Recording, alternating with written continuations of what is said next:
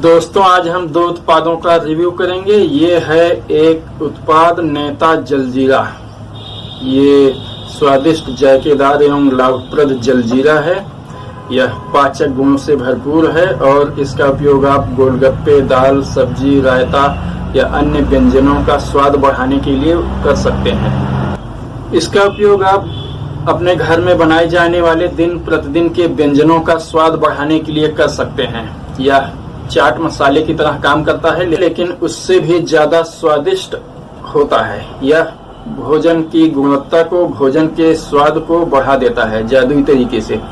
आपने दाल बनाया है लेकिन किसी कारणवश उसमें कुछ स्वाद नहीं आ रहा है तो इसको चुटकी भर मात्रा में उस दाल में डालने से दाल का स्वाद बेहद बढ़ जाता है। दाल बहुत जायकेदार और स्वादिष्ट हो जाती है। यह घनश्याम नेता गृह उद्योग जिला कासगंज का बना हुआ है और यह गृह उद्योग का उत्पाद है, इसलिए इसे घरेलू तौर तरीकों से हानि रहित तरीके से घर में बनाया गया है। और यह गोलगप्पे में, चाट मसाले के तौर पर और तमाम इस तरह के टिक्की है और तमाम भारतीय फास्ट फूड में या मिठाइयों में या किसी भी चीज में, फल में, फ्रूट चाट में इसको उपयोग किया जा सकता है और यह किसी भी तरह के भोजन के स्वाद को बहुत बढ़ा देता है। आप इसका उपयोग घरेलू चाट में, गोलगप्पे में, पानी पूरी में, इन सब में कर सकते हैं और ये उन सब चीजों को बहुत स्वादिष्ट बना देता है। दाल, सब्जी, इन सब चीजों में भी इसको मिलाया जा सकता है खाते समय इच्छित मात्रा में स्वाद को बढ़ाने के लिए। क्योंकि इसमें कई तरह के नमक पड़े होते हैं, इसलिए यह जरा सी मात्रा में मिलाया जाता है, नहीं तो व्यंजनों में पड़े हुए नमक पहले से ही नमक को बहुत तेज कर देंगे। तो इसको गर्मियों के दिनों में एक गिलास पानी में 1 चम्मच घोलकर पीने से बहुत ताजगी भरा एहसास होता है। हमारे एक मित्र हैं जानने वाले, गुप्ता जी, उन्होंने मुझको इससे परिचित कराया था और उनके कहने पर मैं इसे ले आया और जब मैंने इसका उपयोग किया तो यह बहुत स्वादिष्ट है। और जब भी मैं इसको खाता हूं तो बार बार उनका स्मरण आता है और उनको फोन करके भी बता चुका हूं, लेकिन बार बार उनको फोन करके बताने की इच्छा होती है कि यह वाकई बेहद स्वादिष्ट है। तो मैंने सोचा क्यों ना इसका एक रिव्यू कर लिया जाए। यह ऐसा उत्पाद है जो शायद किसी भी तरह के विज्ञापन और इन सब तरह के प्रोपेगेंडा से दूर रहता है या किसी कारणवश ऐसा नहीं कर सकता है, लेकिन यह वाकई बेहद अच्छा है। मैं ऐसे उत्पादों और वस्तुओं को ढूंढता रहता हूं जो इन सब तरह के व्यापारिक हथकंडों से दूर रहते हैं लेकिन गुणवत्ता में बेजोड़ होते हैं। तो आप इसको इनसे मंगा भी सकते हैं। इस पे इसका कस्टमर केयर नंबर भी दिया गया है जो है 8273075024। इसको आप स्क्रीन पर और नीचे डिस्क्रिप्शन बॉक्स में भी देख सकते हैं और आवश्यकता अनुसार अगर आप आवश्यक समझें तो इसको इनसे संपर्क करके मंगाने का तरीका जान सकते हैं। यह वाकई बेहद स्वादिष्ट है और इसको खाकर घर के सभी लोगों को इसका स्वाद पसंद आएगा। बच्चों से लेकर बूढ़ों तक सभी को इसका स्वाद पसंद आएगा और यह खाने की स्वाद और गुणवत्ता को बहुत बढ़ा देता है।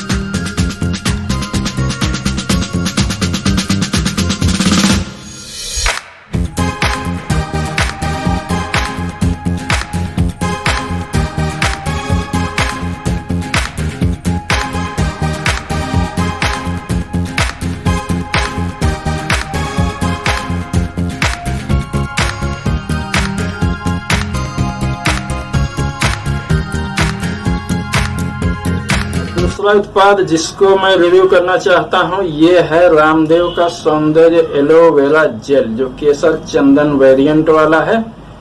हमारे यहाँ अजीब सी परंपरा है, लोग कहेंगे ये हमको मतलब फला अगरबत्ती दे दो रोज फ्लेवर की, या फिर हमको दे दो कोई मच्छर मारने वाली अगरबत्ती दे दो सैंडल फ्लेवर की, ये अगरबत्ती दे दो रोज फ्लेवर की, या फिर जैस्मिन फ्लेवर की। अजीब कहानी है।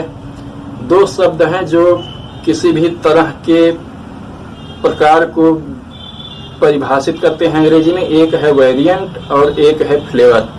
जहाँ पे फ्लेवर शब्द का उपयोग किया जाता है खाद्य पदार्थों के स्वाद की विविधता को बताने के लिए। जैसे मान लीजिए आप आइसक्रीम खाने के लिए जाते हैं और एक आइसक्रीम है जो वनीला में, रोज में, बटरस्कॉच में, चॉकलेट में, इन सब विविधताओं में या इन सब स्वाद के प्रकार में उपलब्ध है, तो आपको कहना चाहिए हमको रोज फ्लेवर की आइसक्रीम दे दो, या वनीला फ्लेवर की आइसक्रीम दे दो, या फिर चॉकलेट फ्लेवर की आइसक्रीम दे दो।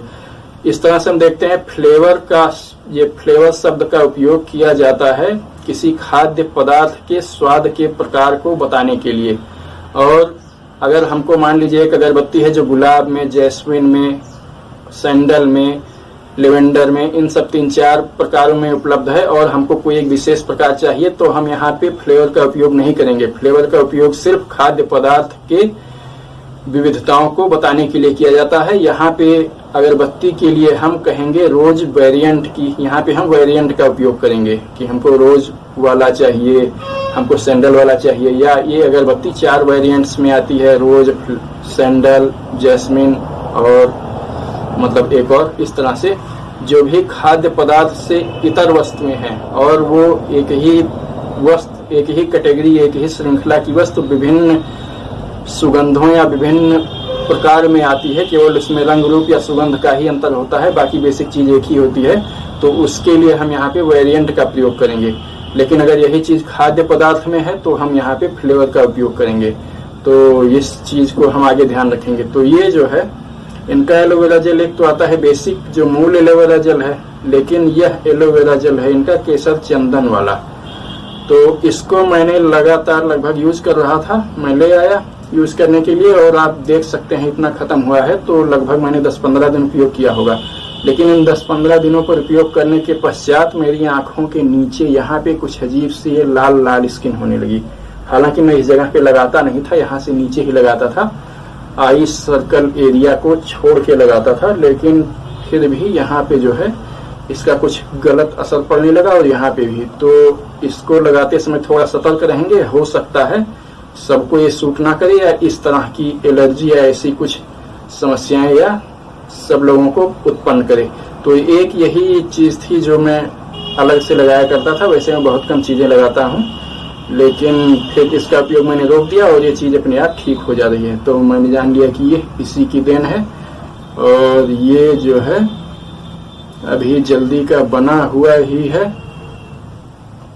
अभी जल्दी का ही बना हुआ भी है, लेकिन फिर भी ऐसी इसकी ये हो रही है। मैंने मोटिवेशनल स्पीकर अभिनव बिंद्रा का एक वीडियो देखा था जिसमें वो बताते हैं कि वैद्यनाथ क्यों फेल हो गया और पतंजलि क्यों सक्सेसफुल हो गया।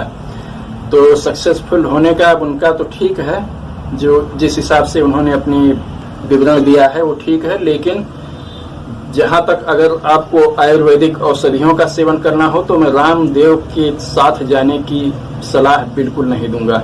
आयुर्वेदिक औषधियों का उपयोग करना हो तो कुछ कंपनियां हैं जो बहुत उच्च गुणवत्ता की औषधियों का निर्माण करती हैं। इनमें से नंबर 1 पर है व्यास फार्मा, या इंदौर की कंपनी है। और अगर आप कोई भी औषधि लेना चाहते हैं आयुर्वेद की, अगर आपको व्यास फार्मा की मिल जाती है तो फिर लाजवाब है, बहुत अच्छी गुणवत्ता की है। इसके बाद मैं सलाह दूंगा ऊंझा फार्मेसी की लेने की।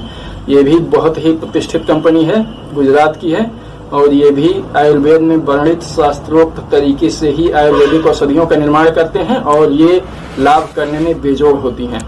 तीसरे नंबर पर आता है श्री धूत पापेश्वर लिमिटेड का। ये मुंबई की कंपनी है और ये भी बहुत अच्छी और मानकीकृत आयुर्वेदिक औषधियों का निर्माण करते हैं। इसके पश्चात फिर वैद्यनाथ आते हैं, डाबर आते हैं। इसके बाद आप किसी भी कंपनी की ले सकते हैं, लेकिन मैं आपको कोई भी आयुर्वेदिक औषधि पतंजलि की लेने की सलाह नहीं दूंगा। अब इस तरह के उत्पादों की गलत असर को देखते हुए, और ऐसा 1-2 बार हो चुका है किन्हीं उत्पादों को लेकर, तो मैं अब और बहुत डिटेल में नहीं जाऊंगा, लेकिन इसी वजह से मैं आयुर्वेदिक औषधियों के लिए पतंजलि का नाम नहीं सुझाऊंगा।